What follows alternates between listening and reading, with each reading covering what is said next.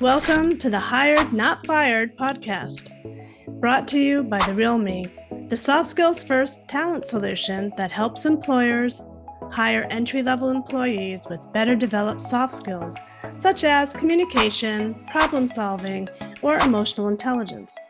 Join us as we sit down with hiring managers, talent leaders, and others and get insider tips to help Gen Z stand out and get hired.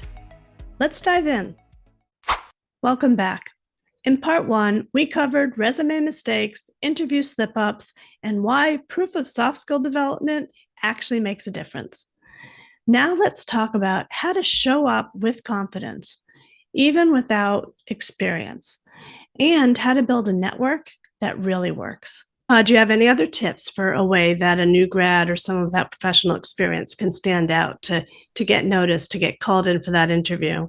Sure. I think just having examples, like that's ultimately what most of your interviews will be. Maybe you'll go through a case study or a coding challenge, just depending on the type of role you're applying for. But in a behavioral interview, like what a hiring manager or a recruiter wants to hear is examples, just like real life examples of, for cross-functional collaboration, for example, like how do you work in a team? Tell us about a time that you worked with a group. Tell us about a challenge that you have to solve and how do you go about problem solving? Because that's ultimately what people want to hear is it doesn't have to be you face this exact challenge that you're going to face here at this company. Mm-hmm. It's more just let's relate it to something that you've already gone through in your life. Mm-hmm. Yeah, great.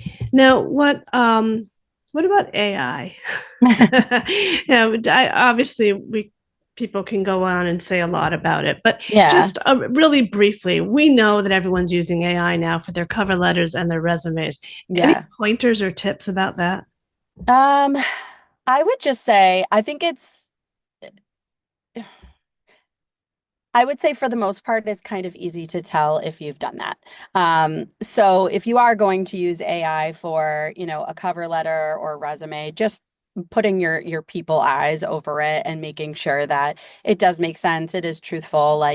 And then I honestly would stay away, of course, from using AI for any sort of challenges throughout the interview process, like a coding challenge or something like that. I mean, that's just not good practice anyway, but it's very obvious when you do that. But for resumes and cover letters, like if that's something that helps you, that's okay to get started, but put that people twist on it as well. Mhm. Do you have any other advice for new grads looking to get hired, in particular to stand out from that stack of resumes of other new grads without professional experience?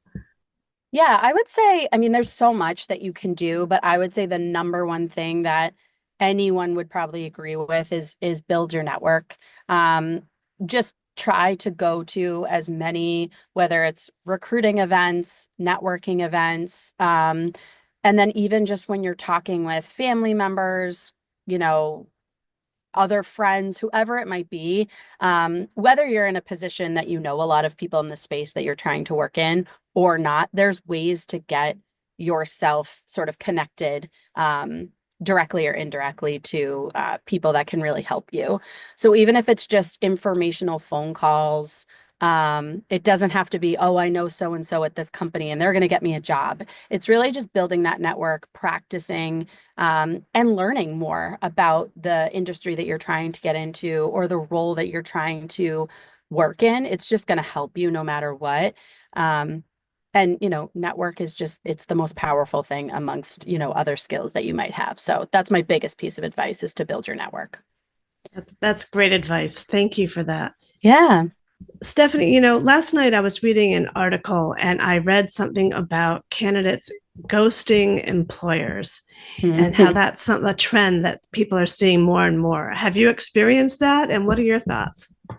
Yeah, and I was also reading an article recently about, prior to COVID, I think it was, there was a lot of hype about employers ghosting candidates and, just how it sort of turned.